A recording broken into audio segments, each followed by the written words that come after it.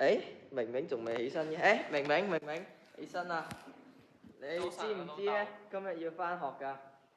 啊，你要守時啊！你知唔知啊？出到社會好有用㗎，你要日日守時啊！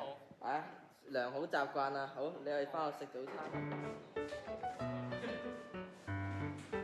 Hi Jada, you so punctual this time. How do you do this? My dad always told me to be punctual because it says good personality.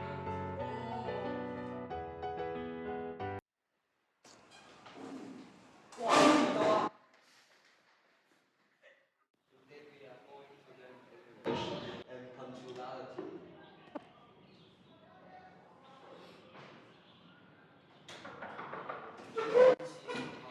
Why you so late, Jada? 是啊，你要準時啊！坐低。咁我哋要講嘅係準時。準時咧係個人嘅品質，同埋咧呢個嘅社會禮儀。我哋由而家開始咧，同學們，你哋要養成呢個準時，係終身受用嘅。Okay. Can you use English? Say again, I don't understand. Yes, of course. Punctual is a good personality and you can use for whole life.